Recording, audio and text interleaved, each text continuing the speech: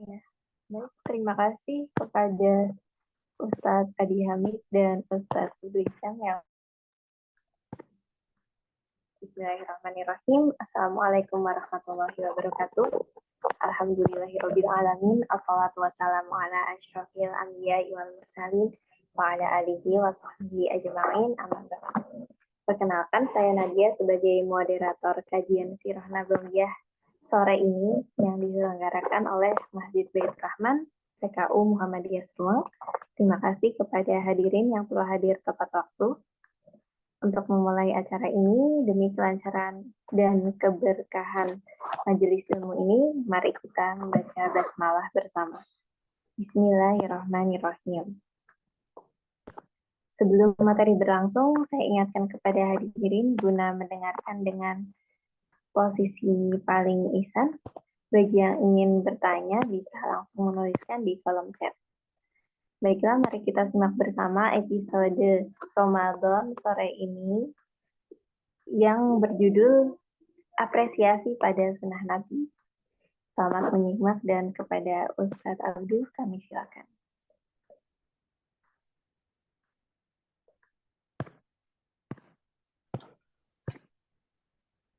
Terima kasih Mbak Nadia. Assalamualaikum warahmatullahi wabarakatuh.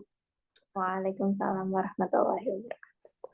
Alhamdulillahirabbil alamin. Assalatu wassalamu ala asyrafil anbiya'i wal mursalin sayyidina wa maulana Muhammadin wa ala alihi wa ashabihi ajma'in. Amma ba'du. Qala Allah Ta'ala wa huwa asdaqul qailin. A'udzu billahi minasy syaithanir rajim. Bismillahirrahmanirrahim. Laqad kana lakum fi Rasulillahi uswatun hasanah liman kana yarjullaha wal yawmil akhir wa dzakarallaha katsir. Telah ada contoh yang baik, teladan yang baik untukmu pada diri Rasulullah sallallahu alaihi wasallam.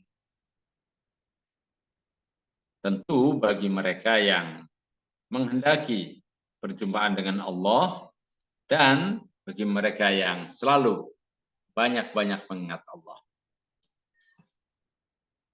Para peserta kajian Sirah Nabawiyah yang terhormat, ini karena bulan Ramadan sore hari kemungkinan sedang pada ramai untuk ngabuburit ya, sedang jalan-jalan untuk menunggu maghrib, atau ibu-ibu kemungkinan sedang sibuk menyiapkan makanan untuk berbuka. Namun ya tidak ada akan lebih memperkaya wawasan kita tentang kehidupan Rasulullah jika senyampang menyiapkan makanan, ibu-ibu juga mendengarkan siaran Sirah Nabawiyah ini ya. Juga bapak-bapak silakan mengikutinya sambil berkendaraan mungkin. Nah, pada sore hari ini kita akan membahas tentang apresiasi kepada sunnah Nabi Sallallahu Alaihi Wasallam. Ya, izinkan saya untuk share screen ya. Oke.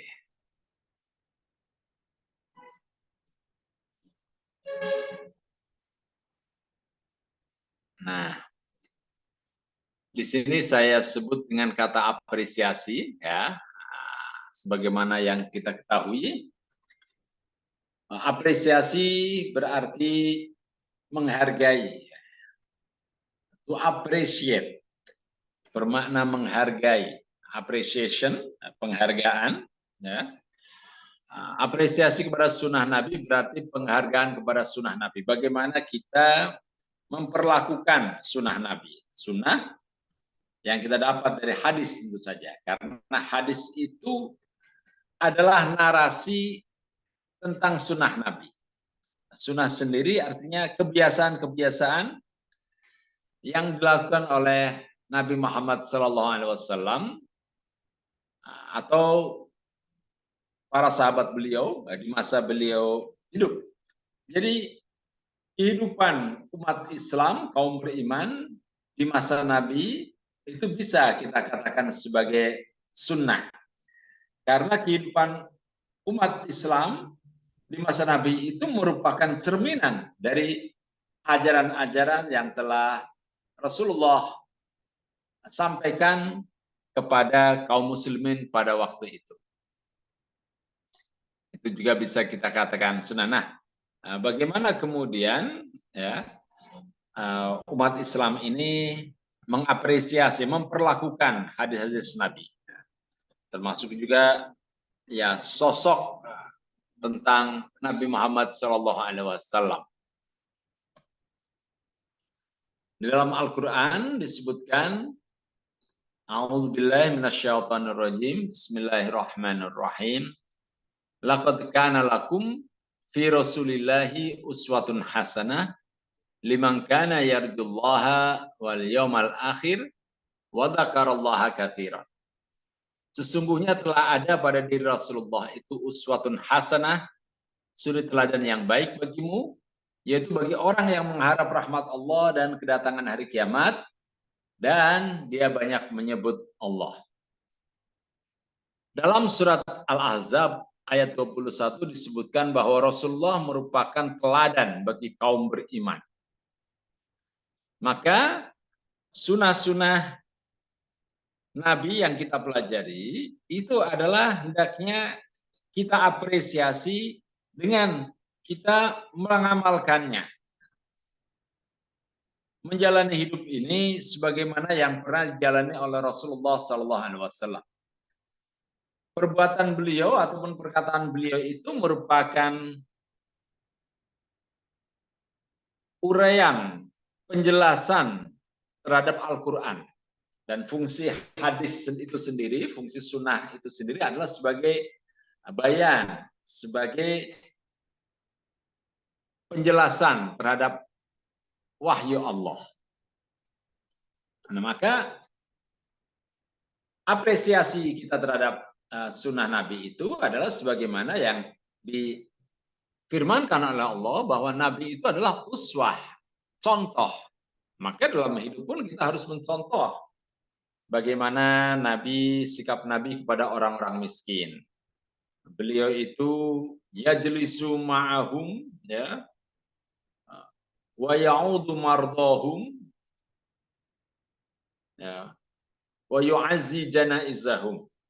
Nabi itu senang duduk-duduk dengan orang-orang miskin. Bukan hanya duduk-duduk ngobrol ngalor ngidul tidak jelas. Nabi duduk-duduk dengan orang miskin sambil menanyakan hal ihwal kehidupan mereka. Dan Nabi senantiasa berusaha untuk menyelesaikan perkara mereka. Memberikan jalan keluar. Jika di antara mereka tidak punya makanan, maka Nabi pun mencarikan makanan. Jika problemnya adalah mereka tidak punya pekerjaan, Nabi mencarikan pekerjaan untuknya. Jadi ya selalu saja ada solusi. Ya. Maka kita pun diharapkan selalu peduli kepada orang-orang miskin itu, kemudian ikut memikirkan dan juga bagaimana memecahkan persoalan mereka. Tentu saja dalam hal ini visi kita itu adalah bagaimana mengurangi kemiskinan. Ya, untuk itu diperlukan sebuah komunitas atau organisasi. Nah, inilah pentingnya organisasi ya. Di Muhammadiyah dakwah itu harus dilaksanakan secara bersama-sama, tidak sendiri-sendiri. Karena dengan bersama-sama maka kita akan mendapatkan kekayaan ide, kekayaan gagasan, dan juga kekayaan metodologi, ya. Serta ya pekerjaan yang berat itu akan terasa ringan. Nah, persoalannya mengajak orang untuk ikut memikirkan persoalan masyarakat, ya ternyata itu adalah sebuah kerja keras tersendiri. Nah, namun itulah yang semestinya kita lakukan, ya, agar kita itu betul-betul membentuk komunitas yang mengajarkan kebaikan, mengajak kepada yang baik dan mencegah kemungkaran. Wal takum minkum ummatun yad'una ilal khair. Ummah itu kan komunitas, organisasi. Nah, kita ini juga dengan demikian maka ya harus berusaha untuk meniru kehidupan Nabi. Nabi kemudian juga datang jika ada di antara mereka itu, di antara kaum muslimin terutama yang tidak berpunya, orang-orang miskin itu ada yang sakit, Nabi berkunjung, ya, mendoakan sambil membawa sedikit buah tangan. Dan juga ada jika di antara mereka yang sedang sedih karena ada kehilangan salah seorang anggota keluarga, maka Nabi pun takziah. Nah, inilah contoh. Jadi kita dimanapun ada sahabat kita, kita mendengar dia sedang sakit, upayakan kita untuk menengok. Ada di antara anggota keluarganya yang meninggal, upayakan kita untuk takziah, mengurangi penderitaannya. Nah, inilah yang dicontohkan oleh Rasulullah. Nah, itu di antara cara kita mengapresiasi sunnah. Ya. Karena kalau kita tidak dari sunnah yang kita pelajari, umpamanya dari sirah nabawiyah ataupun kita mempelajari hadis, tapi tidak ada sesuatu hal apapun yang kita perbuat berdasarkan hadis yang kita baca, ya apalah artinya? Nah, tidak ada gunanya. Disebutkan bahwa Rasulullah itu merupakan teladan yang baik. Nah, dalam surat Al-Qalam disebutkan wa innaka la'ala khuluqin azim. Dan sungguhnya kamu benar-benar berbudi pekerti yang agung. Karena Rasulullah itu memiliki akhlak yang baik, budi pekerti yang baik, maka sudah sewajarnya jika kita mencontoh ya, apa-apa yang pernah dilakukan oleh Rasulullah itu.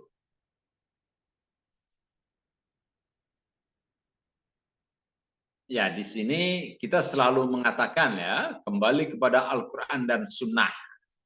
Nah, tapi bagaimana kita cara kita untuk dapat mengapresiasi Sunnah itu? Bagaimana caranya? Apakah secara letterlock sebagaimana bunyi sebuah hadis ya tentang perbuatan Nabi atau bagaimana? Nah, apa itu sunnah?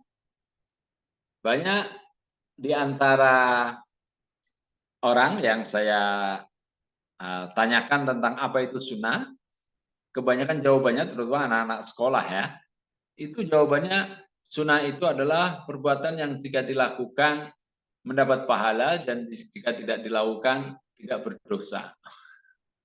Itu maksudnya hukum sunnah ya, hukum sunnah.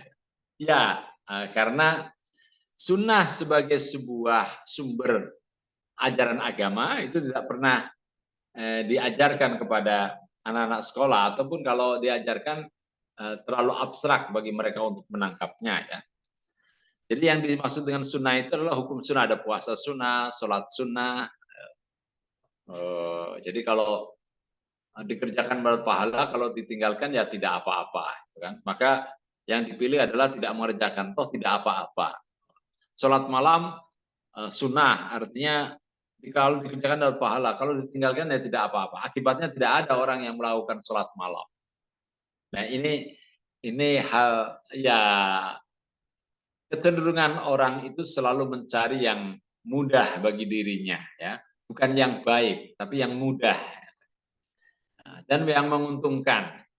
Nah, kalau yang mudah itu ya tetap tidur gitu kan, lebih menguntungkan bagi dirinya. Sementara bangun malam itu adalah suatu perbuatan baik gitu kan. Tapi karena ya tidak bangun malam juga tidak apa-apa, ya akhirnya mereka memilih yang tidak apa-apa itu. Akibatnya ya dia bukan siapa-siapa.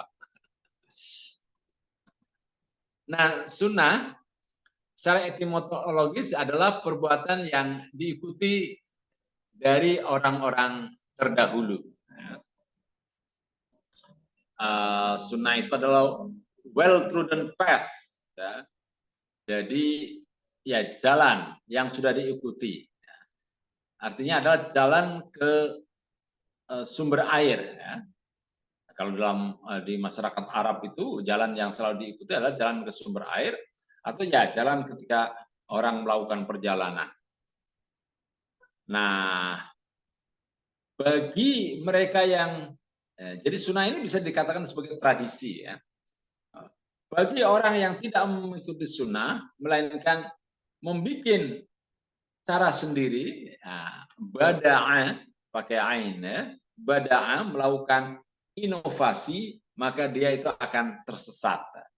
Jadi bagi mereka yang tidak mengikuti jalan yang sudah pernah dilalui oleh orang-orang terdahulu dan memang jalan itu kemudian mengarah kepada tujuan yang benar, maka orang itu cenderung akan tersesat.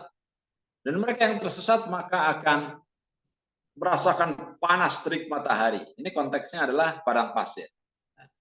Panas, bagaikan dalam api, bagaikan finnar. Gitu kan. Jadi bada'a inovasi itu disebut bid'ah ya. Masdarnya apa itu? Nounnya itu adalah bid'ah. Jadi mereka yang membuat bid'ah itu cenderung untuk tersesat. Ya bisa saja orang bikin inovasi cari jalan sendiri ternyata lebih efektif ya. Ternyata sampai kepada tujuan juga bisa. Tapi itu jarang yang terjadi untuk kasus masyarakat Arab. Jadi mereka cenderung untuk mengikuti apa yang sudah dilakukan oleh para pendahulu mereka, terutama dalam perjalanan ya untuk menyusuri jalur di padang pasir itu. Nah, perbuatan orang-orang yang terdahulu itu ya bisa baik, bisa pula buruk ternyata. Ya. Nah, sebagaimana ada sebuah rumusan ya, yang disusun oleh para ulama ahli hukum ya. Di sini dikatakan man sanna fil islami sunnatan hasanah falahu ajruha. Barang siapa yang memulai sebuah perbuatan ya, perbuatan yang baik, sebuah tradisi sunnatan fil Islam dalam agama Islam falahu ajruha, maka dia itu akan mendapatkan nilainya, mendapatkan pahala darinya.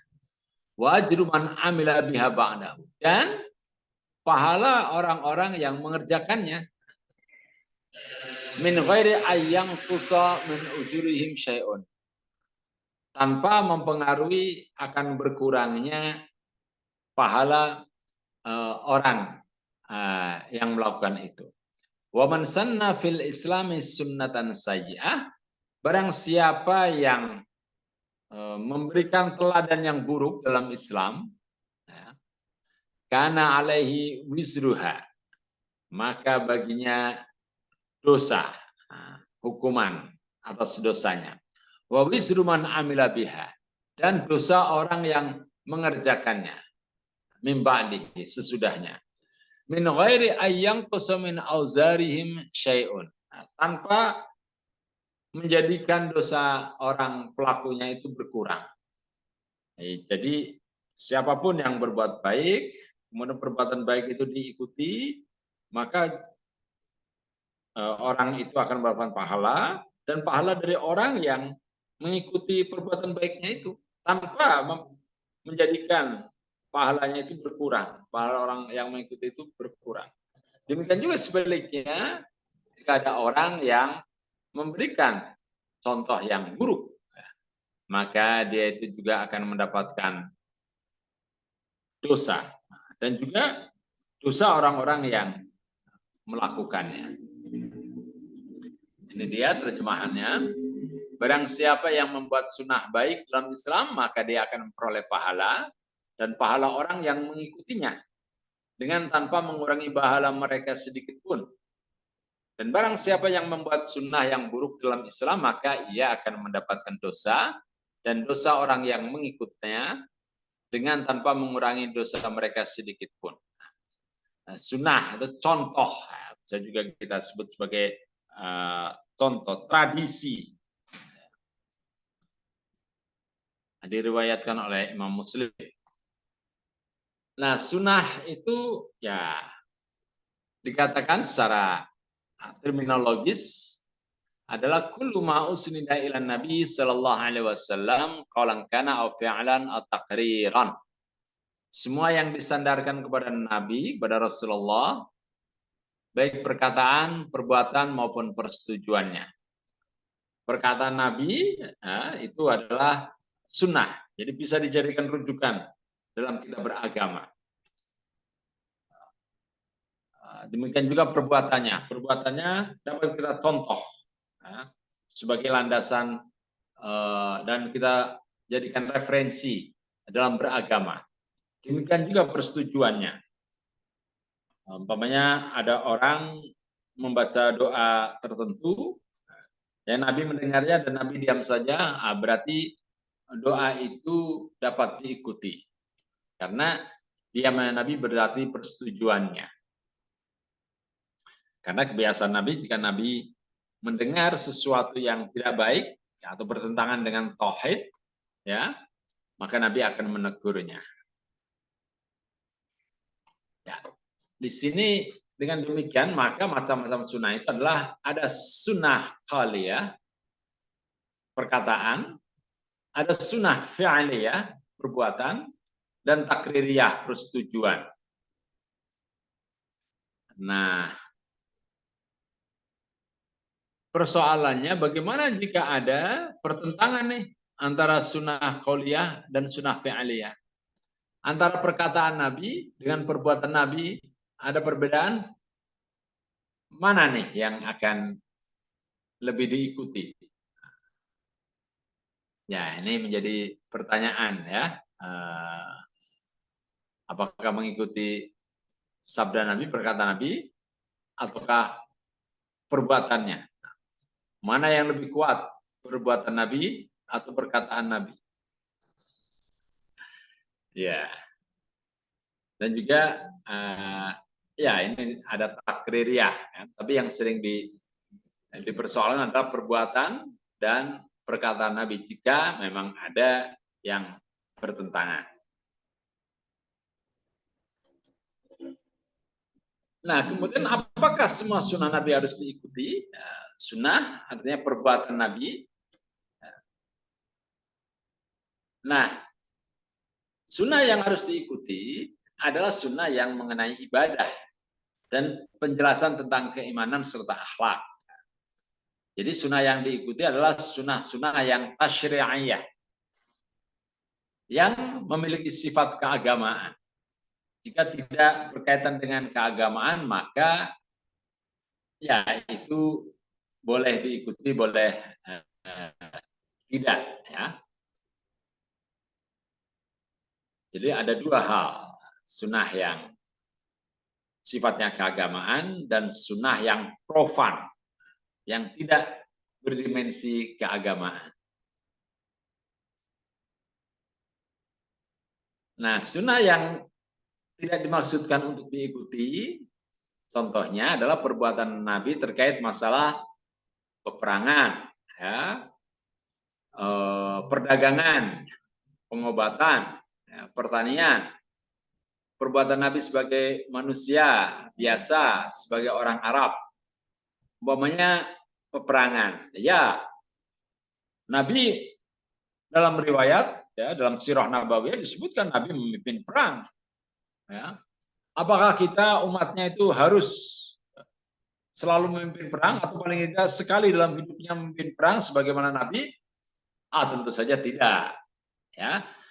Karena apa? Peperangan ini semestinya dihindarkan. Kita harus lebih mengikuti perdamaian sebagaimana Al-Qur'an itu disebutkan dalam Al-Qur'an udkhulu fis silmi kafah, kan?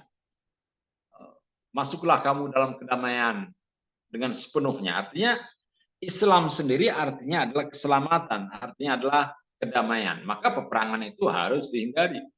Kecuali memang jika sudah mentok, ya, dan juga sebagai self defense, ya, sebagai pertahanan diri. Perang-perang yang diikuti Nabi adalah karena Nabi diserang. Jadi Nabi itu mempertahankan diri. Termasuk perang Badar, ya, kemudian perang Uhud, ya, dan perang-perang yang lain. Itu adalah sebagai reaksi atas aksi yang dilakukan oleh musuh-musuh Nabi pada waktu itu. Maka tidak perlu ada peperangan, ya. Sebisa mungkin dihindari. Kemudian perdagangan. Nabi berdagang, hidupnya itu berdagang. Apakah umat Islam itu kemudian semuanya itu harus berdagang? Nah, memang baik ya kalau umat Islam itu pandai berdagang. Tapi kalau semua umat Islam itu profesinya adalah berdagang, siapa yang menjadi guru? Ya, siapa yang menjadi dokter? Nah, siapa ya yang menjadi tukang batu? Siapa yang menggambar tata kota, bangunan, jembatan, jalan-jalan dan lain sebagainya. Nah, jadi Nabi memang menjalani hidup ini pernah ya sebelum menjadi Nabi beliau itu adalah seorang pedagang. Kalau memang dalam sebuah negeri, masyarakat suatu negeri itu paling tidak ya 4%-nya itu adalah pedagang atau wirausahawan. Seperti di Cina ya, ekonomi menjadi kuat karena 4% dari penduduknya itu adalah pelaku-pelaku usaha. Maka di kalangan umat Islam ini harus banyak orang-orang yang terjun di dunia usaha. Anak-anak muda kita itu jangan bercita-cita jadi PNS ya. Harus menjadi atau jadi pegawai. Ya. Jangan menjadi pegawai, harus saja jadi orang yang punya pegawai. Nah, jangan menjadi orang yang digaji, yang menerima gaji, jangan. Tapi jadilah orang yang memberi gaji. Nah,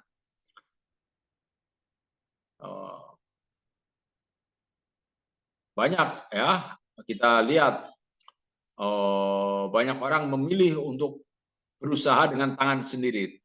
Jadi dia untuk agar bisa memiliki waktu yang bisa dia atur sendiri dan keuangan yang bisa dia atur sendiri. Mereka memilih menjadi bos walaupun hanya bos bebek gitu kan, hanya angon bebek ya. Tapi dia sepenuhnya mandiri, tidak pernah disuruh-suruh oleh atasan dan lain sebagainya. Ya bebas. Nah, maka ini generasi muda ini harus mencontoh Nabi itu pada aspek aspek kemandirian ekonomi. Nah, ini dia, kemandirian ekonomi. Apapun bisa dilakukan ya, dan Nabi ketika mencari nafkah itulah menjadi pedagang, ya, membawa dagangan ke Syam. Nah, kemudian juga di bidang pengobatan. Nabi memang pada zaman dahulu Nabi melakukan hijamah, berbekam. Namun bekam itu bukan berarti sebuah pengobatan yang Islami. Karena praktek bekam itu adalah praktek yang sudah dilakukan oleh masyarakat Arab. Baik ya sebelum Nabi lahir pun masyarakat Arab sudah melakukan bekam sebagai salah satu cara untuk ya pengobatan ya. Dan masyarakat lain pun sudah di Jawa sendiri berlaku praktek semacam itu ya, membekam itu. Di Cina juga ada, di Eropa juga, di Romawi juga. Jadi bukan pengobatan yang khusus dilakukan oleh Nabi. Dan Nabi pun tidak pernah menganjurkan umatnya untuk melakukan bekam sebagai pengobatan. Nah, ini adalah praktek, tradisi Nabi, sunnah Nabi yang tidak berdimensi keagamaan. Nah, jadi bagaimana kita mengapresiasi perbuatan-perbuatan Nabi ini? Kita lihat, nah, Nabi memang melakukan hijamah, kemudian ya macam-macam itu kan. Tapi memang bekam itu adalah pengobatan ya pada zaman Nabi. Ada orang demam ya pakai dibekam ya, karena belum ada paracetamol waktu itu ya. Ada orang kena malaria ya dibekam, karena belum ada obat pil kina, itu belum ada. Nah, jadi yang namanya pengobatan itu yaitu berdasarkan ilmu pengetahuan. Nah, itu harus berkembang pesat. Memang ada kitab At-Tibun Nabawi yang disusun oleh Ibnu Qayyim al-Jauzi. Ya, tapi itu bukan sesuatu yang harus diikuti oleh umat Islam yang jika dilakukan maka akan mendapatkan pahala. Oh ya, tidak, karena ini tidak terkait dengan persoalan ibadah, persoalan keagamaan. Kemudian juga masalah pertanian, ya. Nanti di bab berikutnya, di slide berikutnya akan dijelaskan bahwa Nabi pernah bertemu dengan seorang petani korma yang sedang mengawinkan buah korma itu, bunga korma, ya, bunga jantan dan bunga betina. Kemudian Nabi mengatakan, oh tidak perlu, biarkan saja apa adanya secara alami. Ternyata tanaman korma milik petani itu buahnya tidak bagus, itu karena tidak dilakukan perkawinan dengan bantuan manusia itu. Sementara kebun-kebun korma milik teman-teman yang lain yang dengan persilangan, perkawinan silang, ya, dengan bantuan manusia justru buahnya itu baik. Maka Nabi pun mengatakan bahwa oh sesungguhnya kamu Pak Tani itu lebih paham tentang persoalan pertanian. Nah, jadi Nabi itu adalah seorang utusan Allah yang beliau itu, tugas beliau itu adalah yu'allimuhumul kitab wal hikmah, mengajarkan kitab suci yaitu Al-Qur'an kepada kaumnya. Wa yuzakkihim, mengajarkan hukum-hukum agama, yang mana yang benar, yang mana yang salah, kemudian memberikan pensucian hati, wa yuzakkihim. Nah, jadi Nabi itu bukan seorang dokter, ya. Walaupun banyak orang yang minta orang yang sakit datang kepada Nabi, ya Nabi pun mendoakan, ya, dan ya bisa saja kadang-kadang penyakit yang diderita oleh orang yang datang ke Nabi itu kemudian sembuh, ada pula yang tidak sembuh, gitu kan. Tapi Nabi selalu mengajarkan mereka untuk bersabar. Nah, perbuatan Nabi sebagai manusia, ya, sebagai manusia itu maksudnya sebagai manusia biasa, ya. Nabi makan, dan makanan beliau itu umpamanya ya karena beliau itu tinggal di Arab, ya makanannya adalah yang ada di sekitar beliau itu, dari tumbuh-tumbuhan, tanaman yang ada di sekitar beliau. Dan tanaman yang ada di Arab itu paling banyak itu adalah kurma, dan kurma itu tanaman yang luar biasa, yang tidak membutuhkan perawatan perawatan khusus, ya, perawatan yang sangat melelahkan, dan buahnya itu mengandung kadar gula tinggi, kemudian juga ada karbohidratnya sehingga bisa cepat diolah menjadi kalori, ya, menjadi tenaga. Bapak-bapak, ibu-ibu bisa umpamanya sahur hanya dengan makan buah korma, itu cukup, ya, untuk berpuasa seharian. Nah, itu Nabi memang selalu makan korma, tapi apakah kemudian orang-orang beriman pengikut Nabi itu harus juga mengkonsumsi korma? Ya tidak.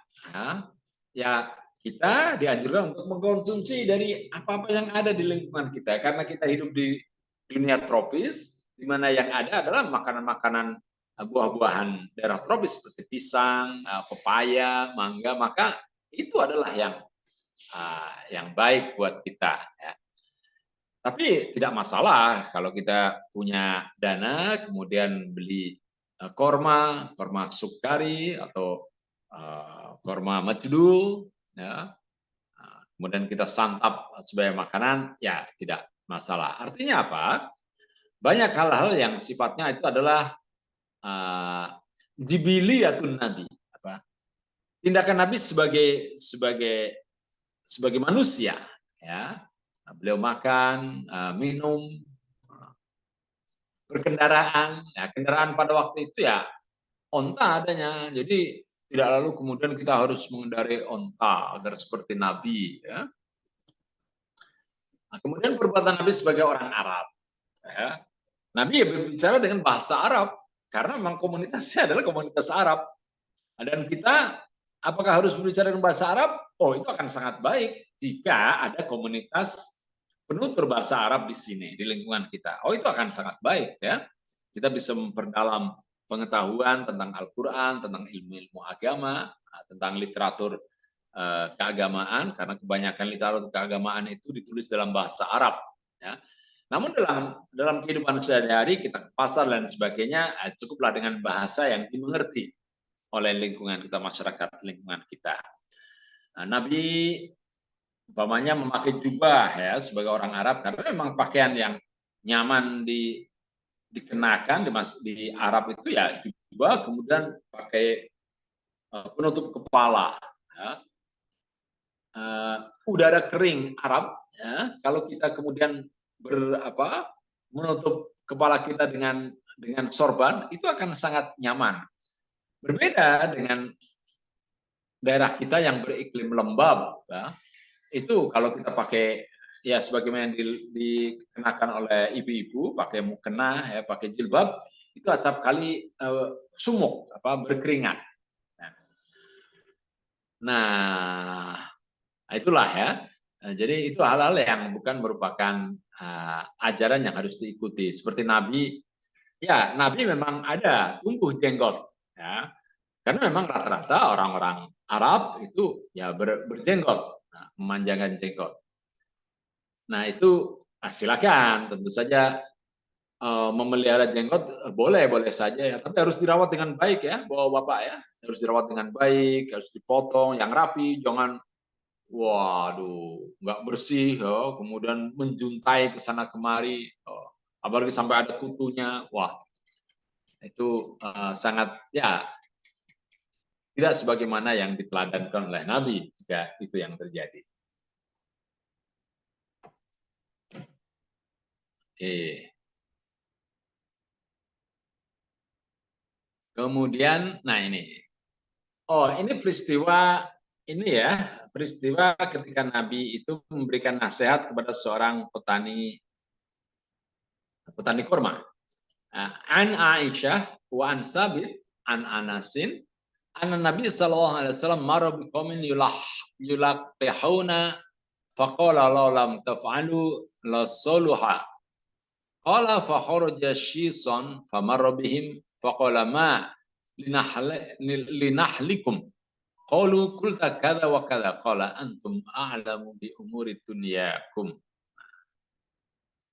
Dari Aisyah dan dari Sabit, dari Anas, Nabi pernah melewati suatu kaum yang sedang mengawinkan pohon kurma, lalu beliau bersabda, sekiranya mereka tidak melakukannya, kurma itu akan tetap baik. Tapi setelah itu ternyata kurma tersebut tumbuh dalam keadaan rusak. Hingga suatu saat Nabi melewat mereka lagi dan melihat hal itu. Beliau bertanya, ada apa dengan kurma kalian? Mereka menjawab, bukankah Anda telah mengatakan ini dan itu? Lalu Nabi pun bersabda, kalian lebih mengetahui urusan dunia kalian. Artinya apa? Di dalam urusan mengelola tanaman kurma itu Nabi juga tidak banyak mengetahui ya, caranya. Nah, jadi silakan kalau ingin bagaimana agar buahnya itu lebih baik, ya, tanaman menjadi rapi, silakan berkonsultasi bertanya kepada ahli pertanian, nah, jangan kepada Nabi, gitu kan? Kalau ada orang sakit ya silakan bertanya kepada dokter, kepada ahli kesehatan, nah, bukan kepada ustadz. Nah, kalau bertanya kepada ustadz jawabannya adalah doa, kan? Doa agar diberi kesehatan dan lain sebagainya. Karena memang bukan bidangnya. Nah, contoh yang lain adalah ya Nabi selalu menggunakan 3 jari tiap kali makan, ya, disebutkan dalam kitab Syama'il al-Muhammadiyah, di sana dikatakan bahwa Nabi selalu makan dengan 3 jari dan selalu menjilati jemarinya setelah seusai beliau bersantap. Ya tentu saja karena makanan yang disantap oleh Nabi adalah roti, ya, kurma. Ya. Tentu saja cukup dengan dua jemari pun bisa.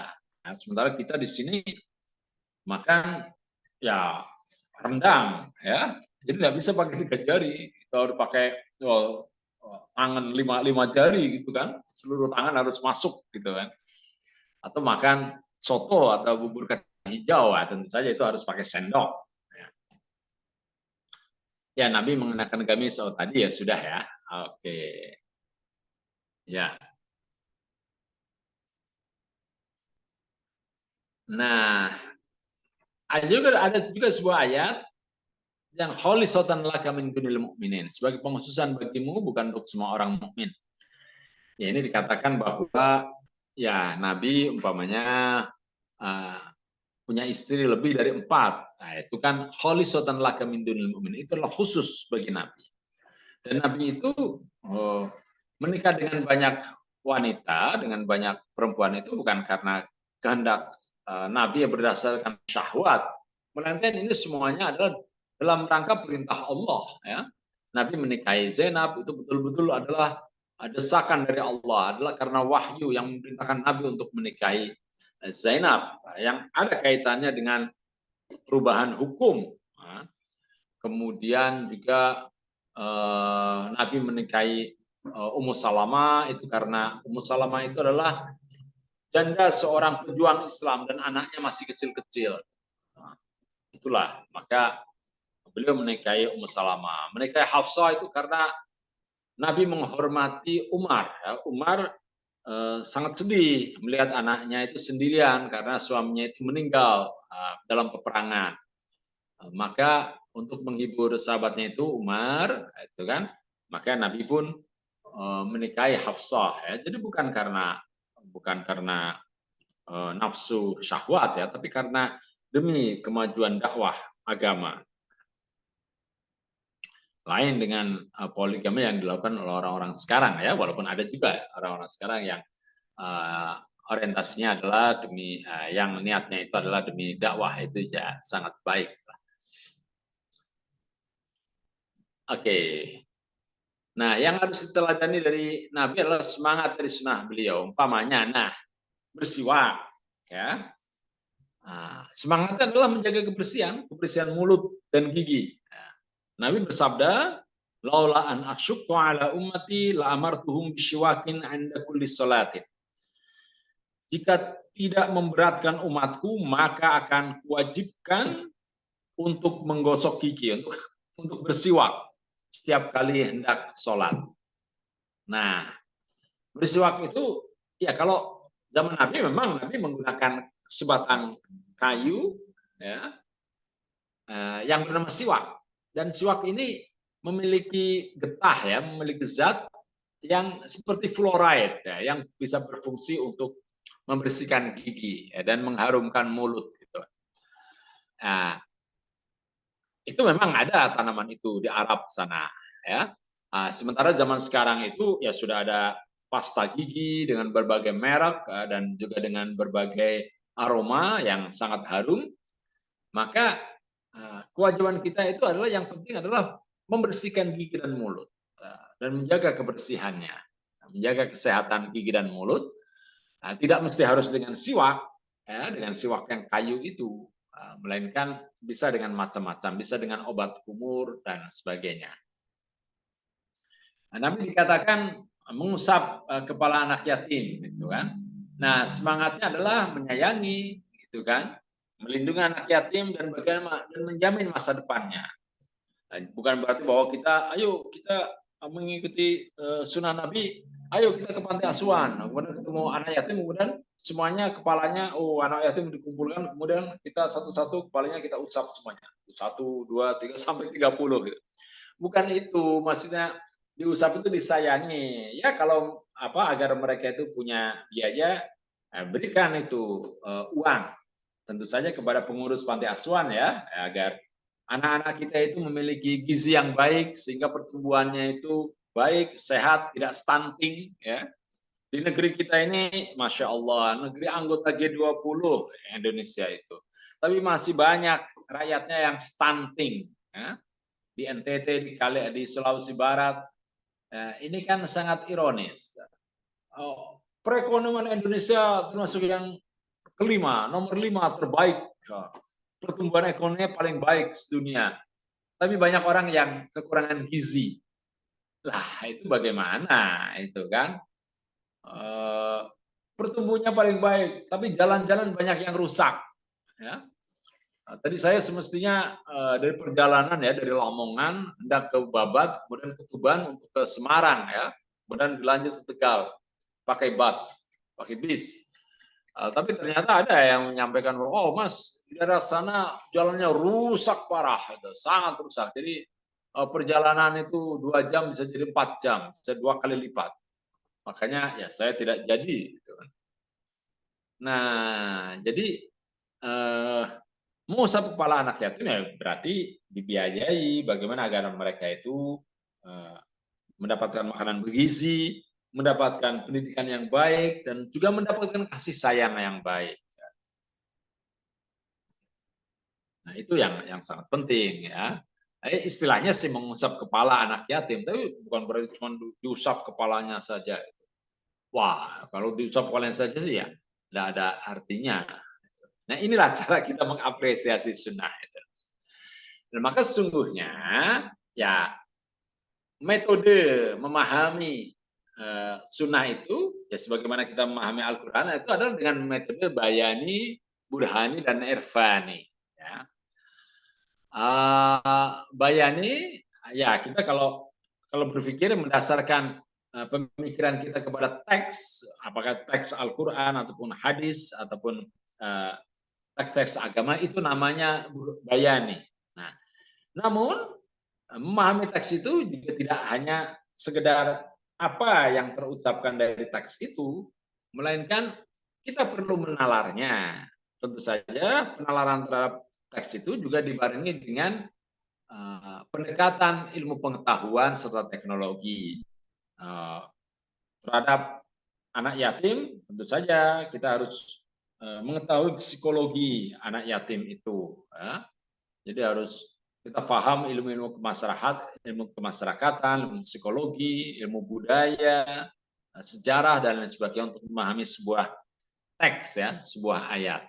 Nah, kemudian, ini yang belum saya tulis di sini adalah pendekatan irfani.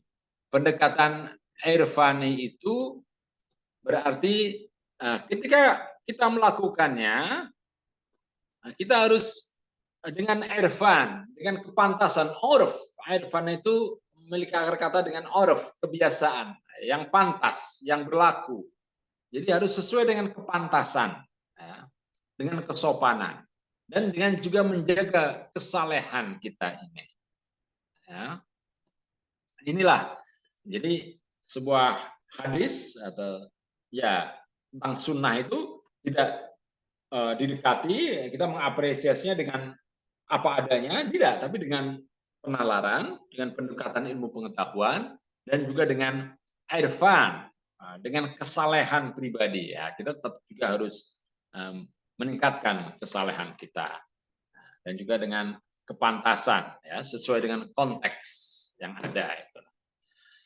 Nah, inilah yang perlu kita ketahui untuk bagaimana agar kita dapat mengapresiasi sunnah-sunnah Nabi itu dengan sebaik-baiknya. Ya. Maka ya cerita tentang Nabi, riwayat apa? Ya kisah-kisah tentang Nabi yang berupa nazam ataupun nasar, ya itu tidak hanya dihafalkan berulang-ulang. Ya. Sholawat Nabi tidak hanya dinyanyi-nyanyikan saja, melainkan yang penting adalah bagaimana kita hidup ya dengan meneladani Nabi itu.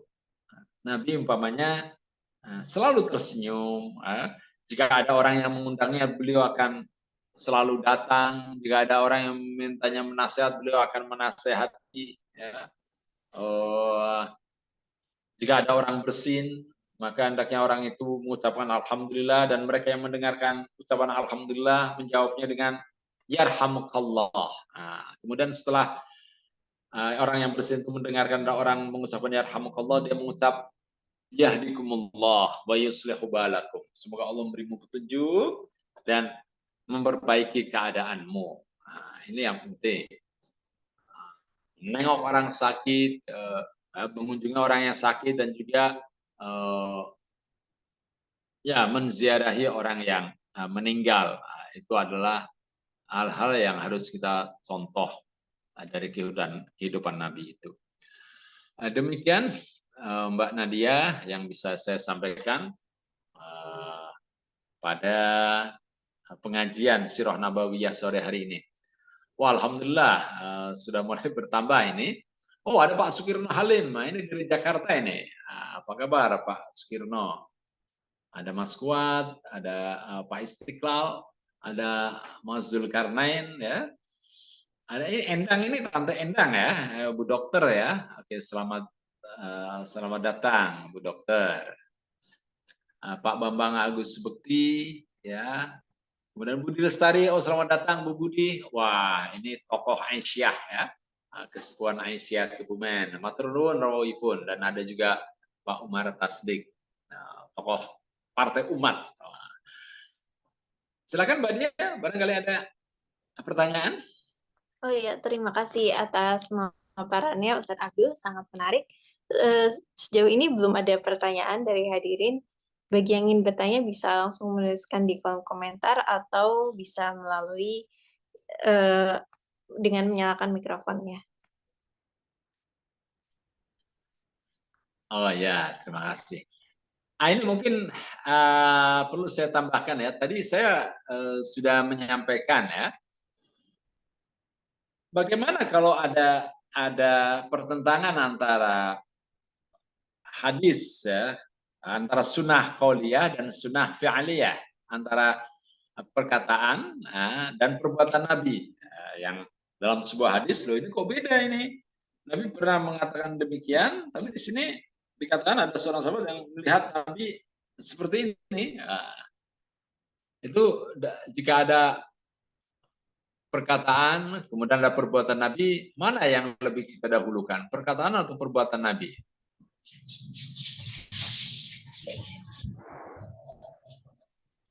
Ya.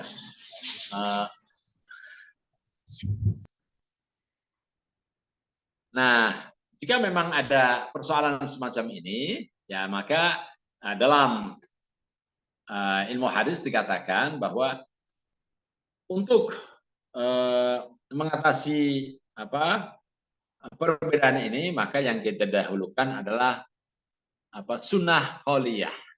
Jadi perkataan Nabi yang dahulukan daripada perbuatan Nabi. Karena ya acap kali perbuatan Nabi itu bukan dimaksudkan untuk perkara urusan agama ya. Kalau perbuatan Nabi yang dilakukan, nah itu biasanya orang-orang akan mengambil yang menguntungkan bagi dirinya. Umpamanya saja ya dalam Al-Quran kan disebutkan itu kan menikah itu paling banyak kalau umpamanya punya istri yang 4, sementara Nabi itu lebih dari 4. Nah, apakah kita akan mendahului perbuatan Nabi? Ya tidak, gitu kan? Tidak demikian. Maka tetap kita berpegang pada sunnah qauliyah. Itu yang lebih kuat untuk dijadikan landasan perbuatan kita. Nah, dan yang lebih penting lagi adalah itu tiga pendekatan itu ya.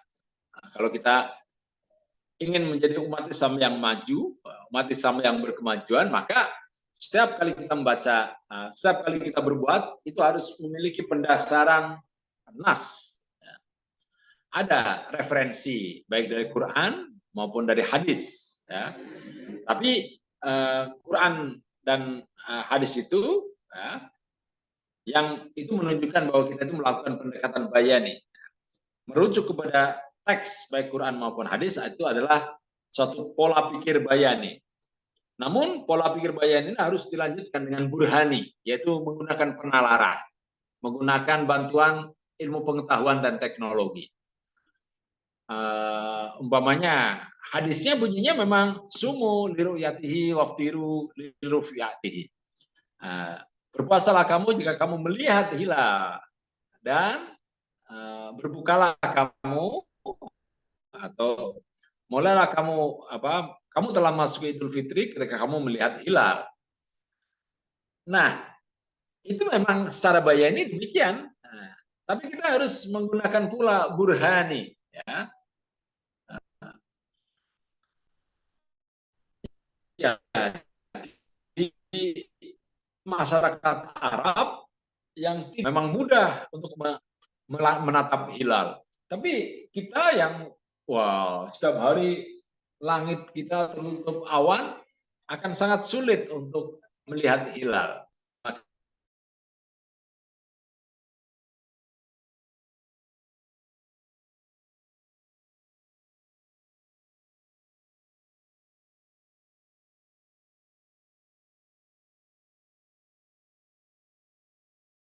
Dan dalam aplikasinya kita harus irfan, sesuai dengan irfan. Ya, walaupun kita itu ya sangat akurat dan bisa menentukan awal Ramadan jauh hari, bahkan awal Ramadan 10 tahun yang akan datang kita sudah ketahui. Awal Ramadan 500 tahun yang akan datang kita sudah tahu, gitu ya. Itu karena menggunakan ilmu. Kita tetap tidak boleh berlaku sombong. Kita harus irfan, harus melakukannya dengan penuh kesalehan. Ya. Orang yang soleh itu ya yang humble, ya, rendah hati, tidak sombong, dan ya merasa paling benar. Ya. Kita juga menghargai orang-orang yang masih menggunakan pendekatan ruh, lihat. Nah, itulah pendekatan irfani. Ya. Ya. Oke, rupanya ada pertanyaan tuh Mbak Nadia. Silakan Mbak Dari Nadia. Bapak Zulkarnain, bid'ah adalah kreasi dalam ibadah. Setiap bid'ah adalah dolalah atau sesat. Setiap yang sesat adalah neraka. Bagaimana kedudukan amal-amal contoh di bawah ini? A. Salaman pasca sholat. B. Komando tarawih dalam bahasa Arab. C. Niat saum yang diucapkan. Atau misalnya nawaitu saumaudin. Kira-kira mana yang boleh dan mana yang tidak boleh? Terima kasih, jazakallah. Terima kasih Mas Zulkarnain atas pertanyaannya ya. Nah, ya benar. Kalau dalam ibadah ya, bid'ah itu tidak diperbolehkan ya, karena akan menjurus kepada kesesatan. Nah, sementara bagaimana dengan salaman pasca sholat? Ya, salaman ini kan bukan bagian dari ibadah. Itu kan muamalah duniawiyah. Kita ingin bersalaman karena merasa setelah sholat itu orang-orang yang sholat itu satu saudara dengan kita. Kita ingin mengenal. Dan sebaiknya tidak hanya dengan salaman, tapi juga bertanya, Bapak siapa Pak ya? Kok baru kelihatan di masjid ini? Nah, menyalam itu artinya menjalin silaturahmi. Assalamualaikum. Oh, Bapak siapa Pak? Bapak dari namanya, asalnya dari mana? Apakah sedang dalam perjalanan atau sedang mukim di sini, ada family yang ada di sini. Jadi salaman itu tidak hanya salaman apa gitu, apalagi nggak dilihat wajahnya gitu kan. Artinya kita harus berkenalan, ya, menyambung silaturahmi, itu salaman. Jadi salaman itu bukan bagian dari ibadah, jadi itu muamalah biasa. Jadi tidak masalah dilakukan itu, Mas Zulkarnain. Kemudian ya komando tarawih dan bahasa Arab ya sallu salat tarawih 4 rakaatin jami'at rahimakumullah. Ya ini juga bukan bagian dari sholat kan, ini hanya ayo marilah kita sholat. Pakai bahasa Jawa juga boleh itu, monggo bapak-bapak ibu-ibu kita teruskan sholat tarawih kita, nah, itu biasa. Pak Tarto selalu itu mengucapkan monggo kita mari kita melaksanakan sholat lagi ya, untuk yang berikutnya. Nah, jadi tidak masalah. Demikian juga dengan niat puasa ya. ya niat itu sungguhnya kan ya kita semuanya sudah berniat ya, sudah menyiapkan makanan. Nah, sejak bulan Sya'ban itu semua orang-orang yang beriman sudah berniat untuk berpuasa. Maka sebetulnya ya tidak mesti harus diucapkan, cukup dalam hati. Ya. Niatu ma khatara fil qalbi ya, kerenteging hati. Nah maka ya kalau ada orang yang kemudian juga ngajak nawaitu shaumaudin, ya itu kan muamalah ya sebagai ya untuk lebih memantapkan hati. Ya, dan ini ya tidak termasuk bid'ah, Mas Zulkarnain. Ya ini bagian dari ta'lim. Karena banyak orang yang tidak tahu di madrasah itu selalu kan kita agar anak-anak itu hafal, kemudian kita meminta mereka untuk mengucapkannya dengan suara doa tertentu atau niat tertentu. Gitu loh. Jadi hal-hal ini ya salaman setelah sholat itu bukan bagian dari ibadah, bukan bagian dari sholat, jadi bukan ibadah. Nah, maka tidak wajib untuk dilakukan. Kalau ada yang mengatakan bahwa itu wajib dilakukan karena itu bagian dari sholat, ini yang tidak benar. Termasuk komando untuk taraweh, ya itu pakai bahasa Indonesia juga boleh. Itu adalah sarana agar para jemaah itu tidak ngobrol, melainkan segera sholat. Nah, jadi hal-hal tersebut bukan termasuk kepada bid'ah itu, Mas Zulkarnain. Yang bid'ah itu kalau ada ada gerakan-gerakan khusus, ucapan-ucapan khusus yang merupakan ibadah, padahal tidak ada dasarnya baik dalam Quran maupun hadis. Nah, itulah yang disebut dengan bid'ah. Demikian Mas Zulkarnain, ya terima kasih atas pertanyaannya, bagus sekali, dan juga Bapak-bapak atas keikutsertaannya.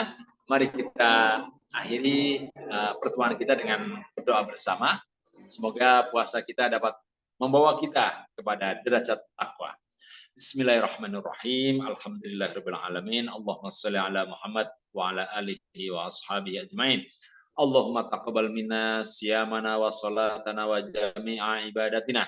Allahumma taqabbal minna innaka antas samiul alim wa tub alaina innaka antat tawwabur rahim. Allahumma inna na'udzubika min ilmin la yanfa' wa min qalbin la yakhsha wa min nafsin la tashba' wa min du'ain la yusma'.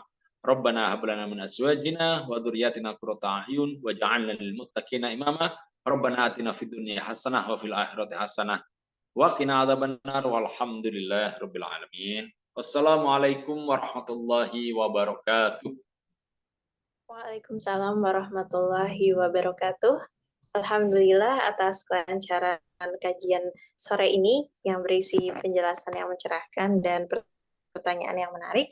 Semoga kajian ini dapat meningkatkan ketakwaan dan kecintaan kita kepada Rasulullah. Bagi yang tidak mendengarkan dari awal atau membutuhkan kajian-kajian lalu bisa mengakses di kanal YouTube PKU Seruang. Jazakumullah khairan kasiran atas kehadiran hadirin dan Ustadz Abduh. Wassalamualaikum warahmatullahi wabarakatuh. Waalaikumsalam warahmatullahi wabarakatuh. Matur nuwun Pak Istiqlal, rawuhipun semoga